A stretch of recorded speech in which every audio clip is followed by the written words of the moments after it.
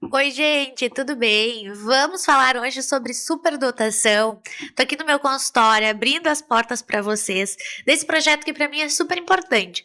Poder discutir diferentes perfis cognitivos, transtornos do neurodesenvolvimento, psicopatologias, através de revisões sistemáticas super importantes, né? E que dão base pra gente poder pensar algumas coisas a respeito desses processos que acontecem na infância, na adolescência e na adultez com aqueles que a gente atende. Mais do que isso, a ideia é poder traduzir um pouco de uma linguagem científica para essa troca, para essa nossa roda de mate aqui que a gente faz virtual, conversando sobre esses temas que são tão relevantes à psicologia e à neuropsicologia. Por isso, eu escolhi começar falando sobre isso que é superdotação e sobre o lugar das medidas psicométricas, mais especificamente do QI, nessa discussão tão importante que a gente vem fazendo desse lugar, né, da psicologia, da neuropsicologia e da neuropediatria. Não sei como tá aí no teu consultório, tu pode me contar, mas por aqui tem chegado diversos encaminhamentos com a mesma dúvida. Este perfil, esse jeito de funcionar dessa criança que eu recebi aqui no meu consultório, pode ser justificado ou não por um quadro de alta habilidade ou superdotação? E é isso que a gente busca responder nas nossas avaliações, não é mesmo? Só que olha só, tá cada vez mais em voga, né? Considerando que quando a gente vê também crianças bem estimuladas, com uma habilidade acima da média, né? Dentro do ambiente escolar, as escolas vêm fazendo esse encaminhamento. É um tema, assim, que está sendo mais discutido socialmente, ainda que na literatura científica já vinha sendo discutido há bastante tempo, mas no contexto sociocultural, né? Tá sendo bastante falado. E aí a gente precisa ser muito criterioso, né? Pra gente pensar a superdotação de um outro lugar, que não necessariamente é uma criança que vai muito bem em matemática, em português ou em todas as coisas que faz, que tira 10 em tudo, mas que tem características individuais, né? Que então falam de uma habilidade intelectual acima da média, ok? E é por isso que a gente precisa das medidas de QI. Antes de tudo, preciso te falar uma coisa, tá? A superdotação por si só, ela não é uma psicopatologia e a gente não encontra ela no Manual Diagnóstico Estatístico de Saúde de Transtornos Mentais, né? No DSM-5-TR. Por que que ela não tá lá? Porque ainda não existe um consenso do que é a superdotação. E além disso, gente, pra gente pensar psicopatologias, a gente sempre tem lá enquanto principal ou enquanto característica, né, muito presente nos critérios diagnósticos, a ideia de que a gente precisa ter um prejuízo funcional, né? E a gente não tem hoje um consenso de que a superdotação geraria um prejuízo, né, propriamente dito. Ainda que a gente saiba, que a gente veja dentro do consultório, sim, algumas questões emergentes, mas a gente não consegue, ou ainda não foi possível encontrar um consenso na literatura que possa, então, dizer isso pra gente, ok? Vamos lá. Se não é psicopatologia, se não tá dentro do DSM, como a gente pode chamar a superdotação? A gente não pode chamar de transtorno do neurodesenvolvimento. A gente chama a superdotação de perfil cognitivo, ou seja, é um jeito, é uma forma daquele cérebro funcionar. Ok?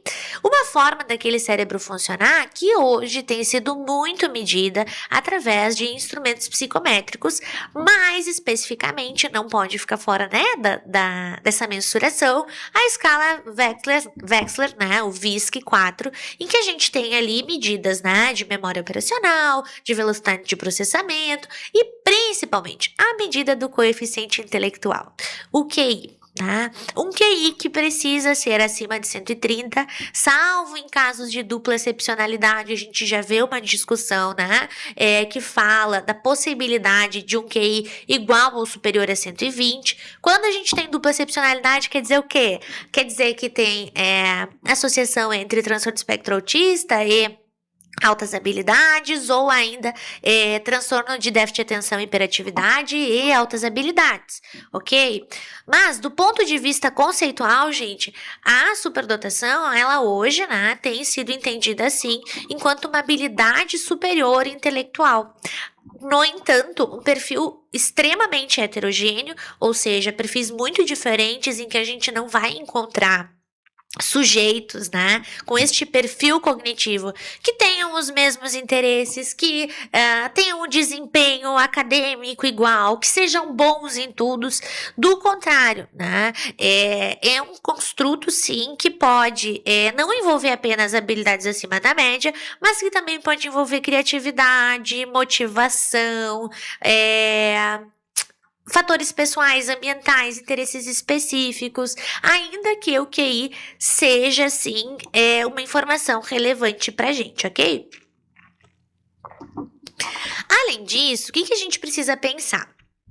Que essa distinção, né, entre psicopatologia e funcionamento cognitivo é de fundamental importância, tá? E ela não significa minimizar as necessidades individuais de cada sujeito que passa pelo nosso consultório e que vai então ter a intervenção pautada naquilo que faz sentido para ele, naquilo que ele precisa.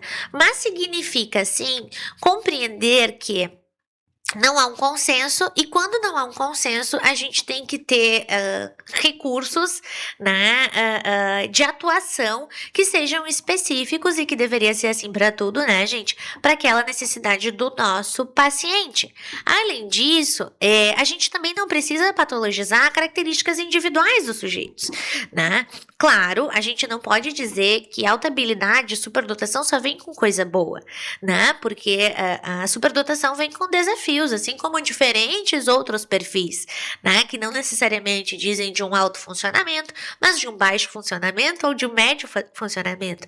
E essas dificuldades, elas não necessariamente estarão sempre atreladas ao perfil cognitivo, mas podem dizer respeito ao ambiente, à história de vida, né? À história da família, experiências individuais, experiências adversas, e a gente precisa estar preparado enquanto clínico, né, enquanto neuropsicólogo, para sim avaliar, né, e raciocinar clinicamente com base nas medidas psicométricas, mas também com base nas informações relevantes acerca da história de vida do sujeito, ok? Dito isso, o que a gente precisa considerar ao pensar o porquê que é importante medir QI? Né? É importante medir QI, gente, justamente porque hoje o consenso que a gente tem, ainda que nós tenhamos diferentes compreensões do que é a inteligência, o consenso que a gente tem é que a medida intelectual é fundamental para a gente poder identificar um perfil de superdotação, ou seja, deve haver um funcionamento intelectual superior. O QI sozinho, ele não tem função nenhuma, né? A gente precisa do raciocínio clínico que vai, então, compreender essas medidas, dar lugar para elas e até poder, inclusive, justificar um perfil cognitivo de, por exemplo, dupla excepcionalidade, evidenciando que há ali um perfil de superdotação, ainda que com um QI, por exemplo, entre 120 e 130. Ok?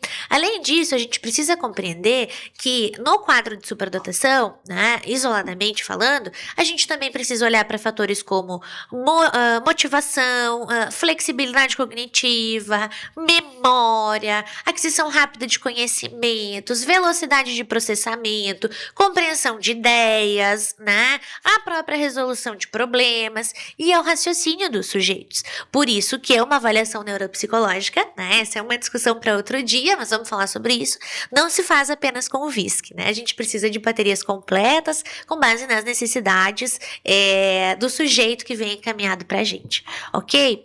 Também é importante pensar o ambiente para então a gente poder, lá na hora que a gente vai descrever as intervenções possíveis, né, nortear a tomada de decisões de clínicos. E aí isso demanda uma escuta muito capacitada que olha para esse sujeito integralmente. E Júlia, sobre as questões socioemocionais, é isso mesmo? Pessoas com altas habilidades e superdotação têm dificuldades na regulação emocional? Gente, não existe um consenso sobre isso, mas esse é assunto para o nosso próximo vídeo que vem nos próximos dias. A gente vai falar sobre isso que é desregulação emocional e superdotação. Até mais!